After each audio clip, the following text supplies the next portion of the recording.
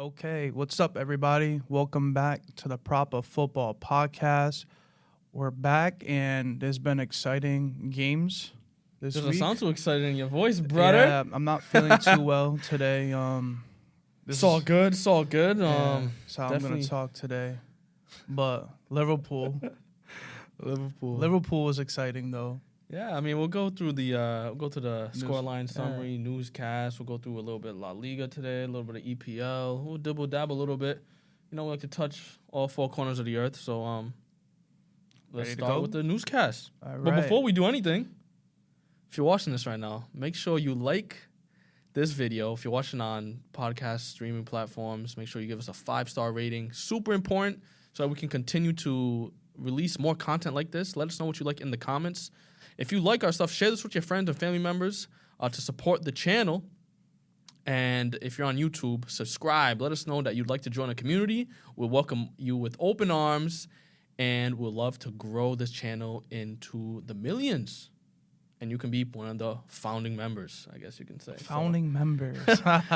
Do us that favor, and let's get into the Yeah. newscast. I like that. All right, so we're gonna start with the newscast. First place, Liverpool wins 2-1. Harvey Elliott scores a last-minute goal to decide the winning.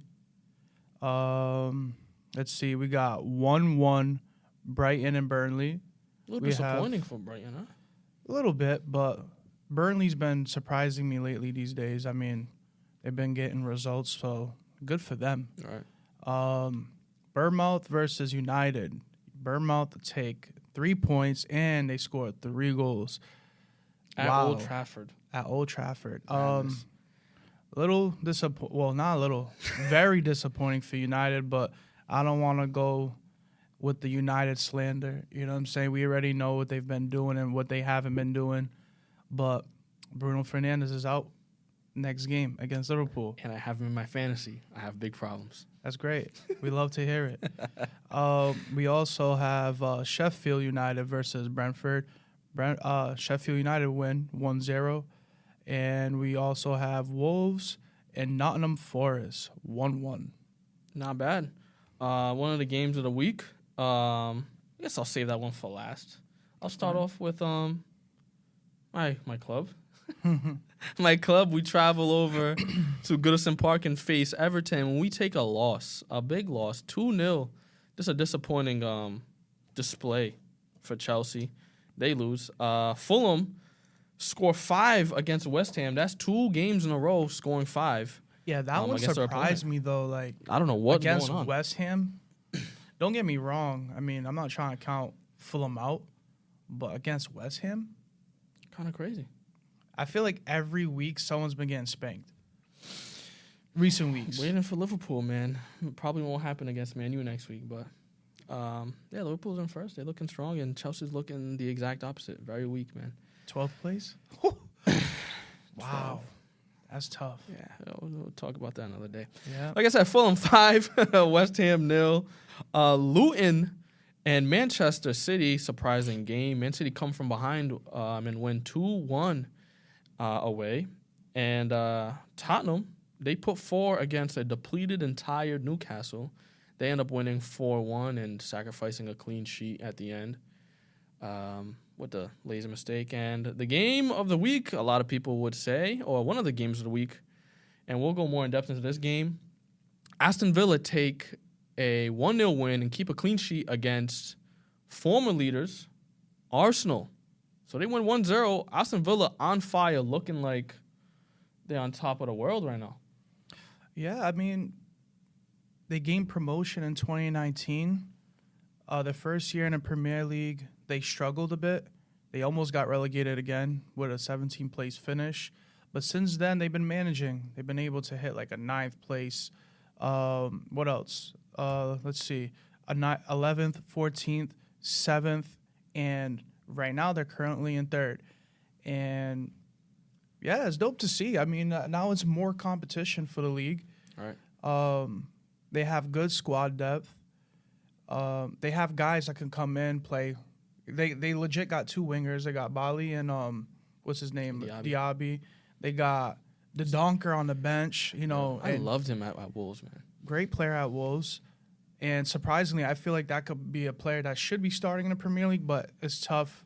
You got Douglas Costa and what's his name? Douglas Luiz. Man, I keep messing up their names, bro. There's too many Douglas, this, that, Costa, Diego, But who do you say? Kamara, yeah, what a signing. Kamara, yeah, really good. Great signing. So definitely difficult to John start McGinn. over them. Jeez. Yeah, John McGinn with the only goal for the game, and that's his 4th goal of the season.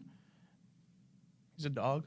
Yeah, I mean these two. This was a big game because these were like the top two of the top 3 teams as far as form goes. Man City's really been struggling lately. So has Tottenham in the past few games, other than this one. But I saw the Luton versus Arsenal game midweek, and I saw Raya make some dreadful mistakes, like literally tossing in 2 goals in for Luton. And I was surprised he got the start. Mm-hmm. Then again, Mikel has a big problem on his hand that he pretty much created because if you bench Raya and put in Ramsdale for the 2 mistakes he makes, then it's like you're promoting a culture in the team. Hey, you make a mistake, you're on the bench. But then again, if you're Ramsdale, you're looking at your coach like, hey, look at the guy you brought in. He's making mistake after mistake. I know I haven't been perfect, but look what I did for you guys last season. Let me get a shot, and he still doesn't get one. What does Ramsdale have to do? And how does this affect Ramsdale as far as his future at the club, the Euros, all of that? Affects everything. To get selected to play in the England squad, I would hope that they select players that play consistently and not just pick players based on name and what they have done. And I feel like right now for him, he's looking on the way out. It seems like they found their new keeper. Ramsdale was starting in the beginning, and now they're going with Raya. It's clear as day that they want Raya to start because I haven't seen Ramsdale play a game in a while, man. So, I mean, it is what it is. It's not a problem. I'm pretty sure other teams in the Premier League can use him, and he's still a great goalkeeper. And if he does move, he has a chance to prove that he's better than Raya. Because right now he can't prove that at Arsenal. That is true. That is true, man. I mean, it's tough for Ramsdale because I thought he was very promising. But better news for Arsenal. Saka makes his 150th appearance for Arsenal, which is pretty cool. We'll get into the game, but like you were saying about Aston Villa, I mean, I saw some stats. I'm going to read some stats out right here. They have used the least amount of players this season. They've what? Used the least amount of players this season, which they have players on the bench. They have these new signings like Zaniolo on loan from Galatasaray. I haven't seen him, yeah. He's on the bench. They can rotate throughout Diaby, and they have many players, even with the injuries they have, like Tyrone Mings and stuff. Surprising to see that, but you got to respect Unai Emery. He has a style of play, played at high line, high pressure, and it's certainly working. They've caught their opponent the most in the Premier League. They've caught their opponent offsides the most in the Premier League. Yeah, I was gonna say they are good when it comes to the offside trap. Yep. If you watch the game, they got them towards the second half, but you can see that they play with a high line defensively, and it's good. I mean, what's his name? Paulo Torres and Diego Carlos. Mm-hmm. I think they did really good first half. There was I was thinking Diego Carlos did really good. He was standing out to me, and then I'm seeing little mistakes that he made that Arsenal could have went and scored. Another thing I found out about Aston Villa, they give away the least amount of shots when it comes down to their mistakes playing out the back. The second least in the entire league, and that's surprising because a team that likes to play out the back and take risks and press and play a high line, you'd see more mistakes. Like some of the people that's making the most mistakes is like Liverpool, Arsenal, just because there's mistakes that's going to happen. The least amount of mistakes are the teams that like Crystal Palace, West Ham, who don't play out the back. Or Nottingham Forest, just hoof it up and hope nothing happens and keep it up on there. So it's very, very, I guess you can say surprising, but very, good to see that they're like sharp. When they play the ball out the back, they're playing it back. And that's probably why they brought Pau Torres, because he's really good on the feet. And then it's a good He used to compliment play for them too, I believe. for Unai Emery. They played No, I'm at saying for Villarreal. Aston Villa. Pau Torres. Yeah, I think so. Really? I think he did. Don't quote me, but I think he did. I think he came from Villarreal, and that's where the Unai Emery Pau Torres link came back in their days over there. But it's a good combination because you got Pau Torres that can play, like start the plays, and then you got the dog, Diego Carlos, who will, make a tackle and do what's needed. But Konsa deserves a shout, taking Matty Cash's spot at right back, doing really well. And Digne is going to run up and down that left flank and really cause some problems and cause some lack of balance for the opponent. And then they got Mourinho back too, so they could alternate him and Digne. I just hope Digne stays because I got Digne on my fantasy team, man. He's picking up some points for me, man. I mean, I don't know. I can't tell you who's better. I just feel like they're gonna have to share minutes. We'll have to see, man. We'll have to see. He did get a few minutes this game, but yeah. As far as the game goes, Oh yeah, go ahead. I was gonna say one thing. Go ahead. No, I was gonna say Aston Villa. I have it right here. Are the only club in the EPL to drop zero points when they're in the league. So when they're winning, they win the game. So they don't draw when They don't. win. They This don't. season. They don't lose when they start off Winning. with a goal. I know what you're saying. You see what I'm saying? When they start off with a goal, Yeah, it's when like they a start off with guaranteed win. goals. Yeah, guaranteed. That's crazy. So This season. So yeah, against Arsenal, that's actually pretty big because Arsenal had some really good chances throughout the game. Yeah. One guy that surprised me with not finishing is Odegaard. Yeah, he has And, some chances, bro. And those chances in a 6-yard box is for Odegaard. He finishes those all the time. And yeah, I'm surprised. First half, Jesus lays a ball off to him. I'm not too sure why he didn't just bang it up in the corner, but it was kind of soft. And even in the second half, I think Havertz gave him one and he kind of whiffed it. So that's one player that surprised me by not finishing. Yeah, Arsenal, I don't want to make it look like it's like a downer season for them, but they are a little disappointing because we did see last year where they were a little bit more attacking, more progressive, more just cohesive, a little bit more fluid. Yeah. And we're starting to see things break down where they'll get to the final third and not make that pass or not finish that chance that they should have. Like Jesus and Martinelli combined to have 4 goals this season. For Arsenal to finish with the title as they're contending for, these are the players that are going to need to score. Saka has 5 goals, but you're not going to He has 11 goal contributions. Saka. Yeah. You see what I'm saying? So, And I'm pretty sure Trossard probably has more than Jesus. I don't think Trossard... Yeah, he might. And Nketiah has 5. yeah, You know what I'm saying? So, you need your starters to step up and contribute, not only just by style of play, but produce some numbers. You know what I'm saying? You can't rely on Saka and these are like Rice and Odegaard to hold up the team for 2-3 seasons in a row. You know what I'm saying?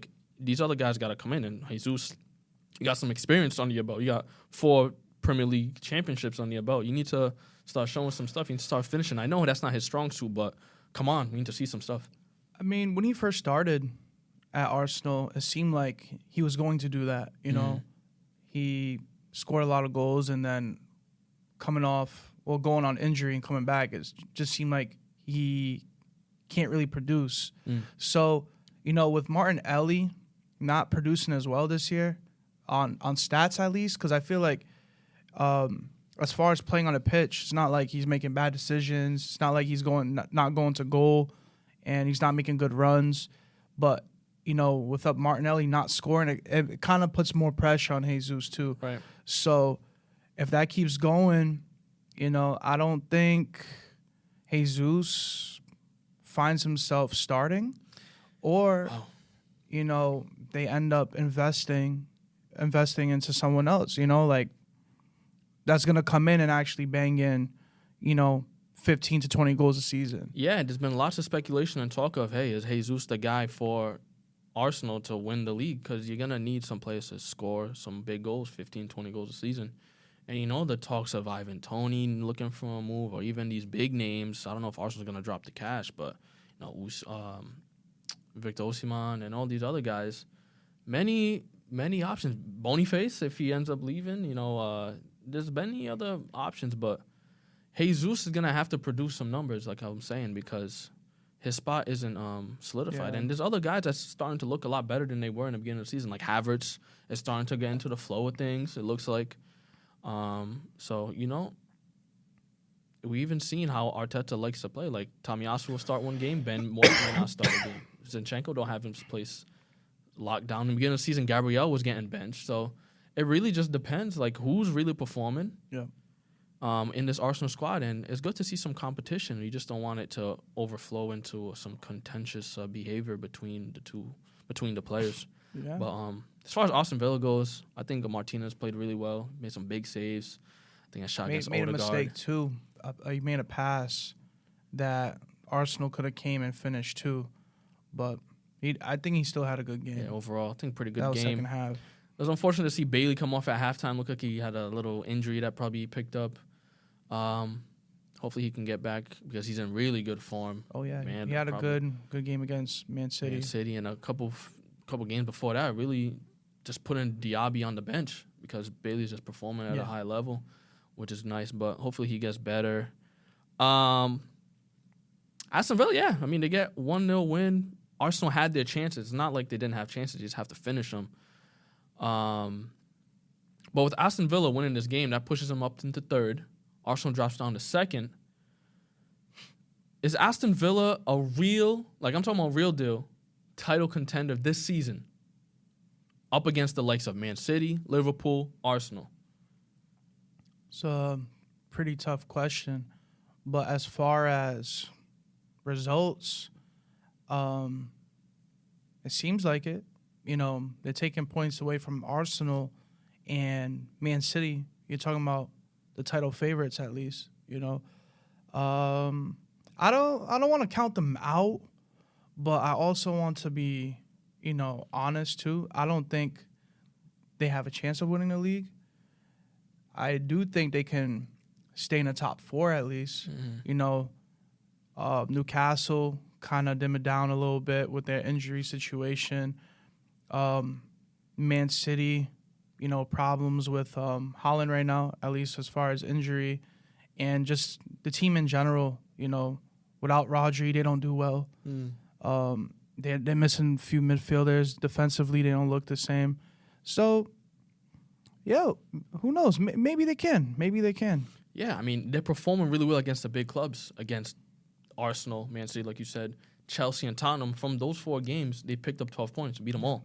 So, against the big dogs, they're performing. At home, 15 straight wins. You know what I'm saying? In that stretch, only 7 goals conceded.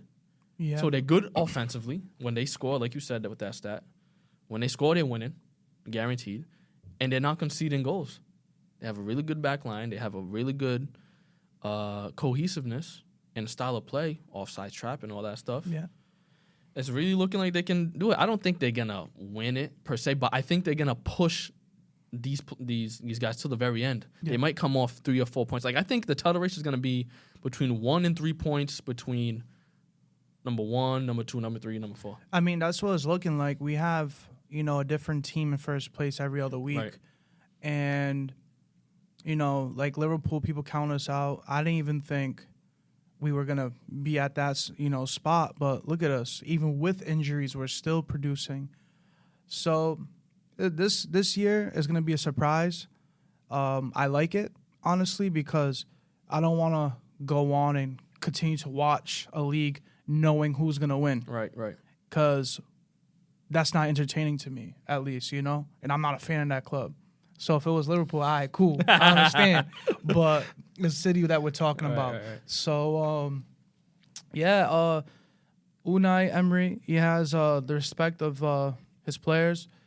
McGinn was actually saying that he also said he wants people to pay attention, have detail, play with passion.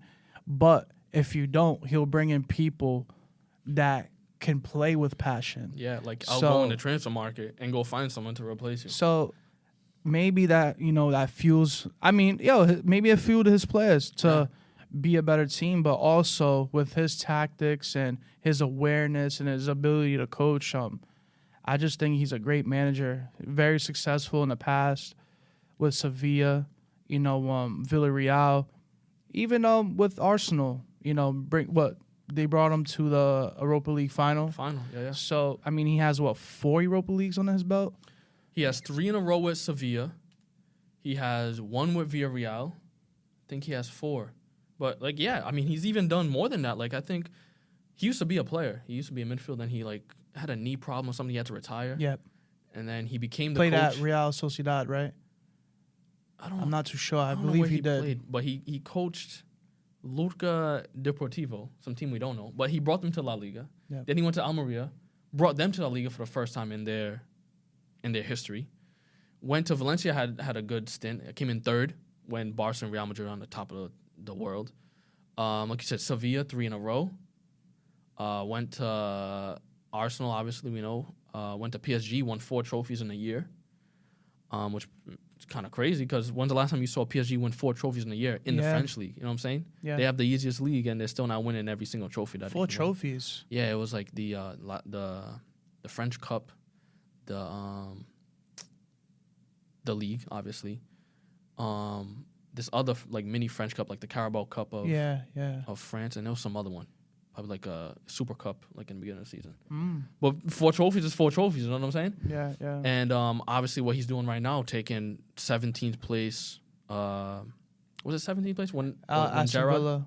Yeah. When Gerrard left? I'm not too sure. Pretty much in a relegation conversation. Yeah. When Gerrard left and brought them up to, European competitions and now looking for Champions League position. So really good from him. He's the type of guy that you want because he's a long-term coach. Mm-hmm. Coming in when Arsene Wenger left at Arsenal, it was a difficult task. I don't care what manager went in, you were going to have problems. Yeah. And, he gave Saka his chance to start playing. He gave him his start. Martinelli came up the ranks, and then he bought Saliba. So he kind of molded that team a bit. That core. Yeah. But he couldn't finish the project, due to, some bad circumstances. Yeah, didn't have enough time. What I like about him, he has the system. It's he has a system in place and he follows it. And that can bring the best out of players, especially if you're not a crazy talented player, because you're going to allow the system to make you look better because you're working cohesively as a team. You're seeing the teams that he's managed, Villarreal, Sevilla, even Aston Villa. They're not the best players in the world, but when they work together, they look like the best team in the world. And at the end of the day, it matters which team wins, not which player wins. Yeah. They don't look like that's a good point. They don't look like a bunch of individuals on the team. So that's what's going to be the difference maker, for top 4 at least. Because when you talk about top 4, United and all them other teams, you got players like in United. It's just individual players that are having good moments, Even at City, maybe a couple players. It's not a team game right now. As far as team play, Aston Villa looked the best, and Liverpool looked pretty good too. I would say Tottenham. Tottenham right now, even though they haven't had the best results recently, but they're just coming off from a win. But even with those results, you can see and be like, all right, yeah, this team, they're real deal. They have a style of play. They have an identity. They behind their coach. And those are the ones that's going to make some noise against the big dogs like Liverpool, Arsenal, and Man City. So it's going to be interesting this season to see. But all I know is that my predictions for the top 4 were just terrible looking back at it. So yeah, it's good to see, though. It's a good thing, though, because now you're being caught surprised, and now you get to watch something that's different, Yeah, well, I am caught surprised, but Chelsea in 12th place right now. I will tell you that. So. I'm not surprised. I've been waiting for this day, been praying for this day. Craziness. Yeah. Congrats to Aston Villa, Arsenal. You get the loss, but better luck next week. Yep. All right, now off to Tottenham versus Newcastle. 4-1. They should have at least walked away with a nice clean sheet. That would have been beautiful. It would have been nice for my fantasy, yeah. But So I knew it was going to be a high-scoring game. I just didn't know it was going to be this disjointed, I guess you can say. I had Tottenham as a favorites, but you never know with Newcastle. They're literally pulling off the impossible against some of the best teams in the world, with them being in the Champions League. But they did just lose 3-0 to Everton, which Everton been in. Which is alarming because Everton is not the best team in the EPL. But they're doing good. You're doing good. But in my opinion, they're doing good because they're forced to after having those point deductions. Yeah, if it wasn't for the point deduction, they'll be in like 9th or 10th place right now. Yeah, they've had a few clean sheets back to back to back. Kind of wild. Kind of crazy, man. A lot of people were talking trash about Pickford, and now he's over here keeping these clean sheets. And Sean Dice is doing his thing over there, man. But as far as Newcastle and Tottenham go, best time to face Newcastle. They're depleted with injuries. They're playing games back to back to back. The past 5 games, they had the same exact starting lineup, and they barely have any subs to bring on. You know, they have their starting goalie gone for the pretty much almost the whole season. Yeah. Dubravka, I just heard that they've been hiding his shoulder injury. Now they're looking for a new keeper in January because Dubravka now is kind of injured. Damn, that's tough. Yeah, they're gonna have to go get my boy De Gea. Ramsdale on loan. Yo, that's a good one. That he can do that. I feel like Newcastle should go into the market. That's a great one. If I was Newcastle, I'll go get Ramsdale on a loan. Would Arsenal do that, though, against someone that's pushing for the top 4? Hey, I mean, if you're not going to let the guy play, let him go. Oof. Don't keep him hostage.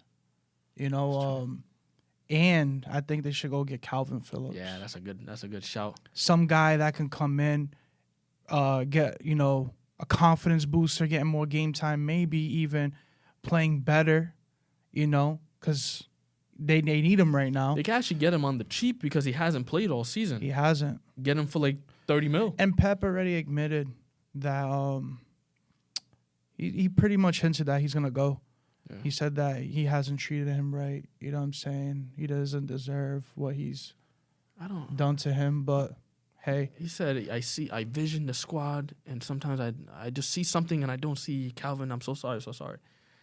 And when you go buy a player, you usually look at the player and see if he fits into your vision, into the future of the squad. And it's like, you knew Rodri was going to play every game. Why? What happened there? They bought him as a backup, and clearly he wasn't even the backup.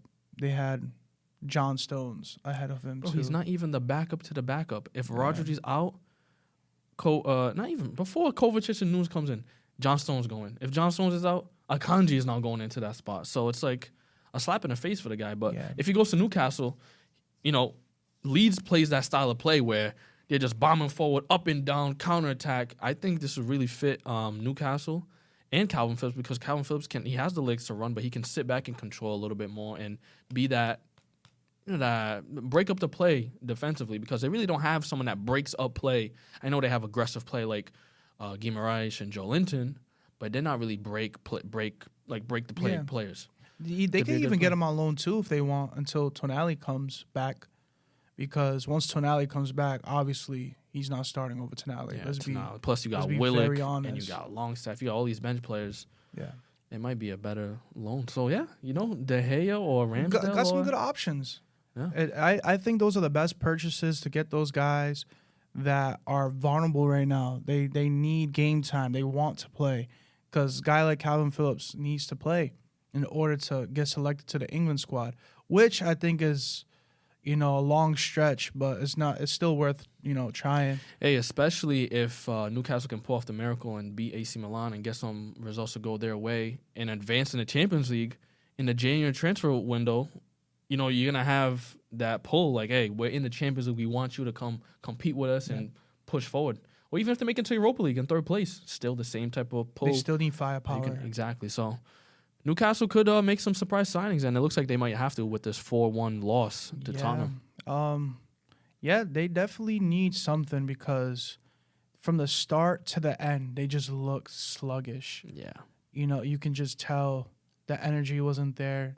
Everybody was tired. It just seemed like Tottenham were able to, run circles around them. Son had a field day against Trippier. Bro. Sunday was Son's day. Yeah. That You're was not dry. lying. That was kind of It dry. was kind of crazy. We might have to cut that one out. I'm not gonna lie. That's crazy. Wow. Nah, I'm messing with you. That's cool though. But yeah, Son had a field day out there, providing assists, runs, forcing players to tackle him because he's just a threat throughout the whole game, scoring goals. Great display from Son, and other people would say before the season that Son can't do it on his own. I'm gonna kep coming at you every chance I get. Keep coming, man. Son, listen, keep scoring. All I can say, Great player. This guy he had a phenomenal game. And is having a really good season. I really didn't see that coming with the best striker in the world at the time, Harry Kane, leaving the club because it looked like he was carrying the team. But Son is really stepping up in where Tottenham needs him to, especially with their injuries. And congrats to him. Fair play because, Richarlison's not really stepping up like that where he needs to produce goals. And Son is. He's the captain. He's scoring penalties. Richarlison did good. He did good today. Yeah. Yeah. He scored 2 goals. Son, 2 assists and a goal. I don't know a player on Spurs that had a bad game, but I say that to say this: was it Spurs really playing so well, or were they just playing a Newcastle team that was really depleted that most teams would have played well against? Honestly, even if Newcastle were probably at their best, it's still going to be a difficult task. Tottenham would find a way to still play well. That high line is just difficult to play. What else can I say? Because Tottenham were on a run of bad form. They were. And they switched it up. They were on bad form like when it comes to like results. Exactly. Right. The results weren't the best, but the quality of play, that was never the question. They always produce those games, and you could almost taste like, all right, yeah, they're gonna come and get a win soon. Right. So I think it's well deserved, and yeah, Newcastle, given their circumstance right now with injuries and the amount of games they're playing, they're just coming back from playing a game, recently in the Premier League, but everyone did. Yeah. So we can't really, I don't want to give them too many excuses, but Champions League, yeah, it's tough. I don't know, just Tottenham just look great, man. Every week they play, they're like the team to play right now. Yeah. If you're anyone in the Premier League, you probably don't want to play them. Yeah, because I can't say that they're unpredictable because you know what they're going to do. You know how they're going to play. It's just, can you manage what they're going to bring to the table? Can you manage your doggy playing left attacking mid many points throughout the game? Can you manage Pedro Porro running down that wing and putting in Pedro crazy... Porro, man. You know what I'm saying? I don't see how Emerson starts over him. I don't know how he even comes off the bench. Yeah, if for a rest or something. Yeah, a rest or something, but I know what you're getting at. Yo, it's tough right now. Pedro Porro, one of the best right backs in the Premier League right now.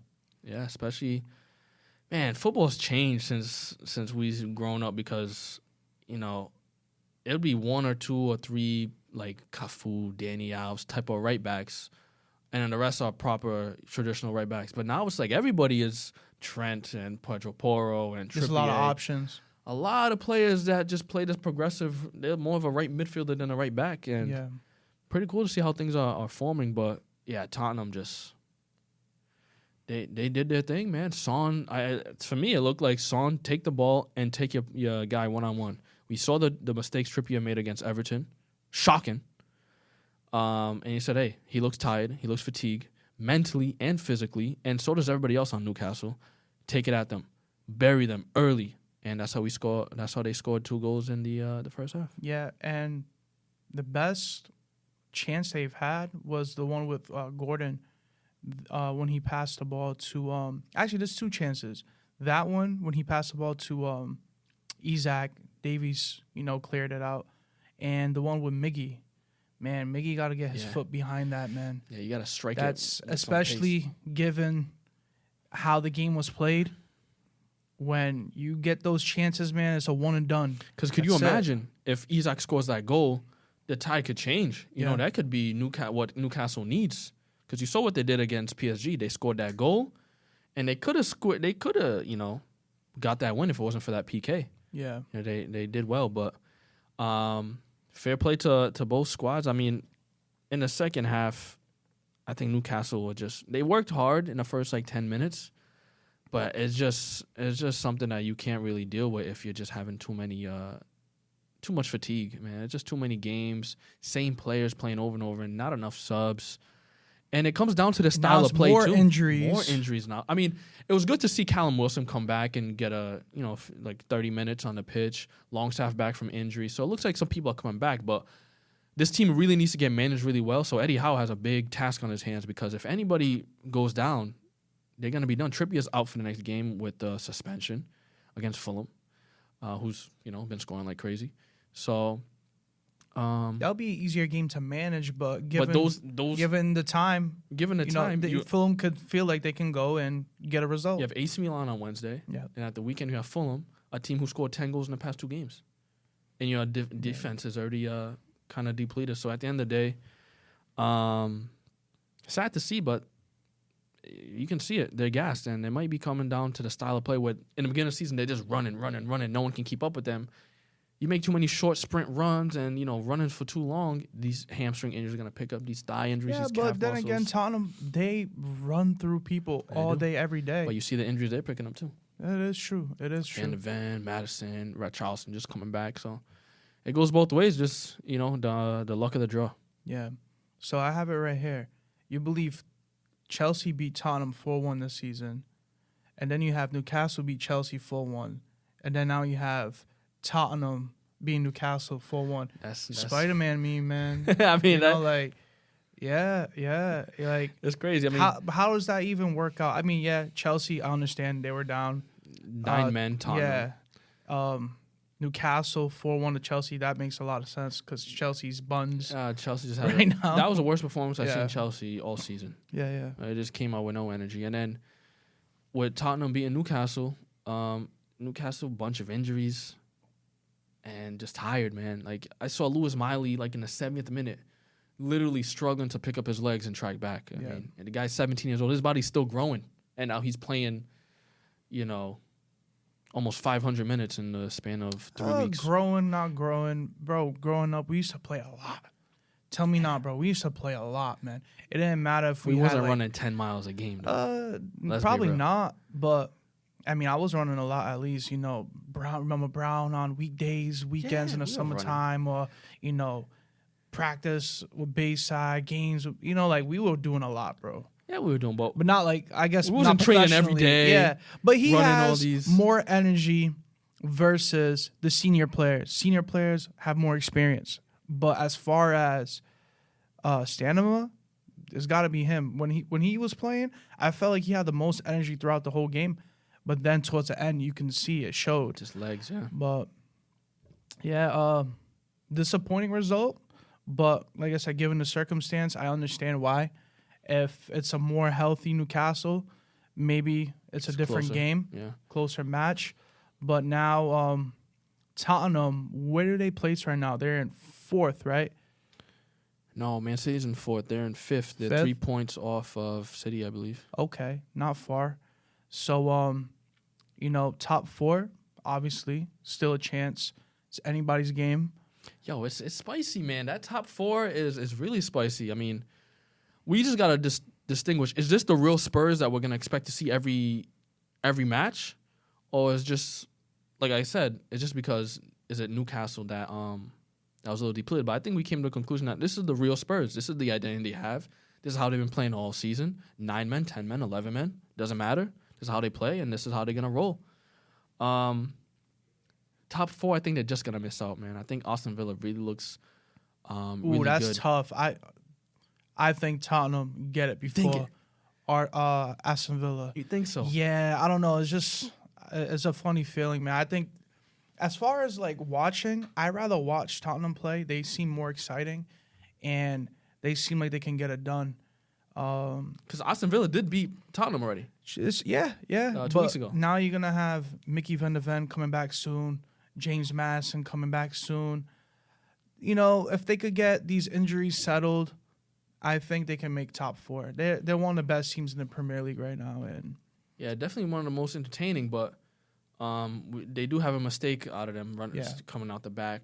Could cause some problems against these top teams. It's every game. Every game, and Aston Villa don't have that problem. But either way, it doesn't matter. It comes down to the result. Who has the most goals at the end of the game? Who has the most points at the end of the year? And we're gonna see. We're almost at the halfway point. Yeah, Next 2 weeks. In 2 weeks, it will be the halfway point. So we'll come back and see our top 4 predictions and maybe make some new ones. But congrats to Tottenham. It looks like they needed this win, and Newcastle need to get out of this rut because it could really severely deter them going lower than 7th. Yeah, now, them playing in the Champions League this season, the expectations are to make it back. Because look what they did last year. Exactly. They made the top 4. But, like I said, you got players that's out, players that are suspended. They're going to be the team to come short, in my opinion. Yeah. Hopefully they can make Conference League or Europa League at least, but we'll have to see what they do in January, man, because it's going to be pivotal for them to get some reinforcements. Yeah, they're going to have to do something, without a doubt.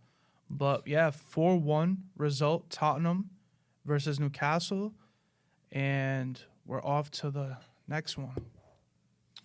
All right, now we're off to Barcelona versus Girona. 4-2. Girona takes the win. They go on top. Kind of crazy, bro. Yeah. Girona. Well, we never heard about this squad. I mean, we might have seen them in, 10th place, the bottom relegation or something like that. But first place Girona halfway through the season against Barcelona, winning 4-2. I mean, who would have ever thought? Yeah, I wouldn't. I'm just hearing about this team. Honestly, I never really dove in deep into their background story. I just never heard of them. But I mean, it's dope. Different team coming up in the ranks. Like I said, 4-2, and I don't know what's going on with Barcelona. They could have won the game, at least or tied, but they let the game go last week against Atletico, and then Girona comes in and says, "Let me show you how you play ball in your own house." Yeah. Girona, they're from the same Catalonia, the same area as Barca. They said that city's so small, the entire city of Girona can fit inside of Camp Nou. Yeah, that's nuts. 98,000 people. That's nuts. That's outrageous, man. But it was pretty much a battle of top 3. Barca really needed this win to get into contention to see if they can fight for the title. Because Atletico, they beat them last week, but Atletico has a game in hand. So Barca's probably going to fall into 4th place or so. And Girona, with this win, puts them into 1st place ahead of Real Madrid. Because Real Madrid got a tie, 1-1 against, I forgot who, but they got a tie. They believe they have the most points in all top 5 leagues. Most points, 41 points. 41. That's crazy, man. I mean, this is a team with no star players. These are just average. I wouldn't say average because they're professional footballers, but you know what I mean when I say average. Players that may not start for the top clubs in the world, and now they just find a team where it's system-based. Girona is the team that has the same owners as Manchester City, so it's no surprise that they have a coach that's very system-based because you know how Man City works. They like to interchange their players with, put them out on loan. There's a lot of former Man City players like Alex Garcia that used to play for Man City, and now they're playing for Girona. Even Eric Garcia, who's now officially a Barcelona player. Now he's at Girona. So they find a way to keep everything close-knitted, but kind of reminds me of the Leicester story. Who's this team that's coming out of nowhere? I don't think anybody is going to ever compare to the Leicester thing because Leicester got promoted and won the next season. Yeah. But it's the closest thing to it. I mean, everybody was writing Leicester off in that season, that 2015 season. And now Girona, they're saying, there's no way. It's Real Madrid and Barcelona in the league. What do you think? Yeah. Is it possible? It's very possible. Just coming from the Leicester story at least. When Leicester kept winning games and having, to be on top of the Premier League, it's you could just taste success. You know what I'm saying? It's momentum. It's not about skill. It's not about players' names and who's this, that, and the third. It's about, oh, we're getting results. Oh, we're confident. Oh, we're playing together as a team. You know, things are just working out. And when you get results against teams that are fighting to win the league, that's what makes a difference too. You know, because, 3 points, now they go 3 ahead of more points of Barcelona with that win. But I think 6 or 7 points ahead. yeah, 7 points. that's outrageous. But hey, I mean, they're doing it.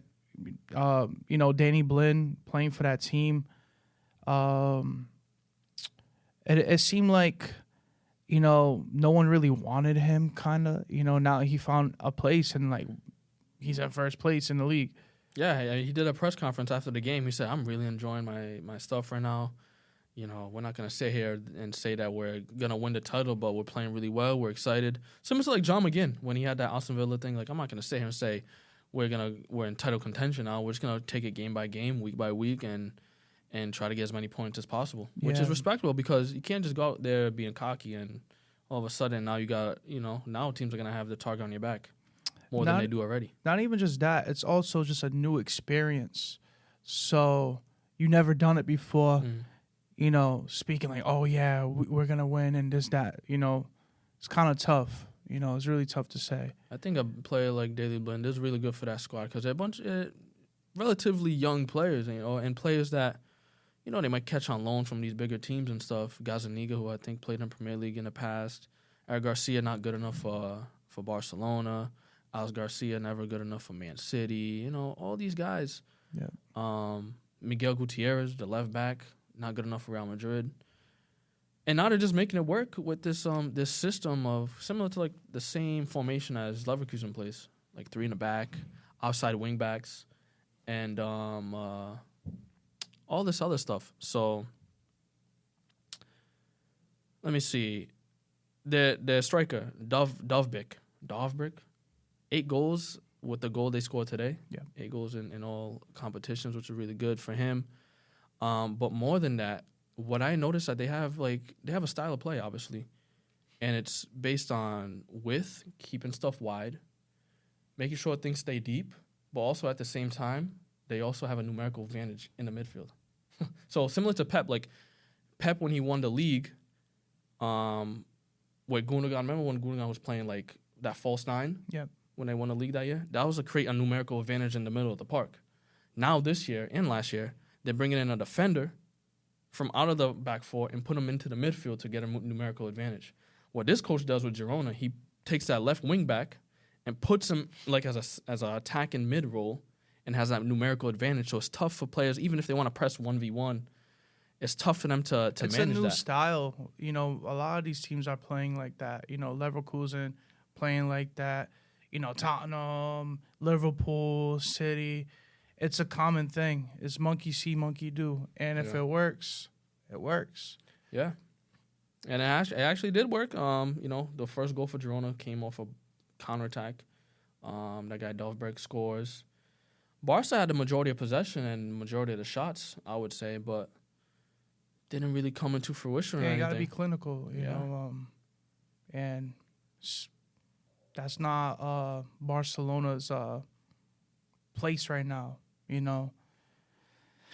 know. Lewandowski, is he the issue? I mean, he does score. He scored a header, but the one that you actually needed him to score again, he just wasn't there, like hitting it off your shoulder. And we even saw against the Atletico game, doing stuff that you would never see a top-tier striker score. I mean, he's in a bad run of form, I suppose, even with the goal he scored today, but every player's going to go through that. But over a prolonged period of time, this is where we think we got to start worrying. Because this is an issue. Age is getting up there, style of play. Maybe Xavi's trying to change something. The speed of the game is much faster now compared to when Lewandowski was at his prime a few years ago. So I think they also need guys that are actually going to come in and get a lot more goals. It can't just be Lewandowski.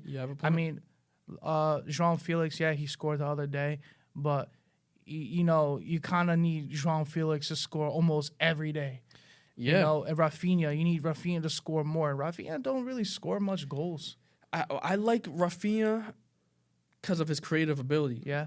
And if you have 3 up top, you really just need 2 to be putting up numbers as far as goals and assists. If Rafinha can create and create attention on him and dish it off to a Pedri or to somebody else to get the assist, then he's doing his job.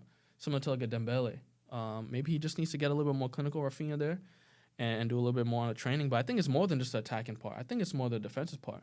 Last season, at this point of the season, all season, they conceded 20 goals. All season. Ter Stegen had one of the best seasons in his career. Good stat. And they were praised for their defensive work. That's why they won the league. This season, they've conceded already 18. We're not even halfway through the season. So defensive frailty. It's looking like they're going to go double that. You know what I'm saying? At least, as if something doesn't fix, because we can see Girona literally dribbling from the midfield all the way through and passing in the box, dribbling into the box. And that's how Miguel Gutierrez scored his goal. Matter of fact, since Miguel Gutierrez scored a goal, every starting outfield player for Girona that started today has scored a goal this season. Wow. 13 different goal scorers, highest in the league. Wow, that's a good stat to have. It seems like they're playing team ball. Right. And it also makes it difficult because, when you see certain teams that have those players that come in with high numbers, you going into the game, if you're the opposing team at least, you kind of know who might be your biggest threat. But now if everybody's a threat, right, it's going to shake you up a bit. It kind of gives me Man City vibes. Everybody was a threat. Last year, 2 years ago. In the past 5 years, everyone has been a threat. Joao Cancelo was a threat with his assists. John Stones is a threat. Roger, we see, can finish. And it's giving me Man City vibes on a lower level, but, hey, they're at the top of the table. I mean, as far as Barcelona goes, they saw they were down by 2. They made some substitutions trying to get a little bit more attacking, which they did have a lot of shots probably in the last 10 minutes, but it's a little, just shots a little outside too the late. Box. And, trying to put too much pressure, and it's not going to, if you're just trying to hack at some shots, Gundogan had a couple shots, scored a goal, but when you're doing that, it's going to take away from you defensively. We saw, everybody's talking about Balde playing center back when he should be playing left back. He's a small guy, too. Yeah, it didn't make sense because when they had the ball, he would bomb forward as if he was playing left back. So, and that's how they scored that last goal. Yeah. Girona. Players being out of position. And yeah, so Lewandowski, he could have scored that header, but at the end of the day, it's a team game, Yeah, we're going to rely on Lewandowski to score because that's what he's brought in to do, score. So he does have some fault in not scoring, but where's the rest of the team when it's time to defend? Where was Araujo today? Araujo looked really weak. I never seen him get bodied off the ball. He got bodied off the ball, I think that's the third goal. Not winning a header, which he's the tallest guy in the park.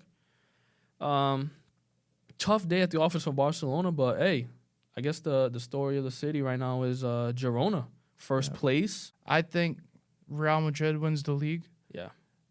Just due to my boy Bellingham doing insane numbers. Another goal this week. Yeah, another goal. And if Real Madrid figure out the injury situations and, maybe get a proper 9, I see them winning the league. I think they're a more convincing team right now. Yeah, I would have to say that too. On paper, at least. At the end of the day, it's all the leagues, man, is looking like anybody can win the league. We got Bayer Leverkusen doing a surprising stuff in the Bundesliga. We got Aston Villa pushing for a title shout. Girona. Let us know in the comments. Who do you think is going to win the league out of all those 3 leagues? I mean, it's pretty close. Even in the French league, Nice is in first place. Yeah. PSG pretty close behind them. It's crazy, man. Let us know in the comments who you think is going to win the league in these top 3 or top 4 leagues. And interesting stuff in La Liga. Going to have to keep up with the rest of the season and see if Real Madrid, Barcelona, Atletico Madrid, Girona can continue the top 4 race. Nah, I hated this segment, bro.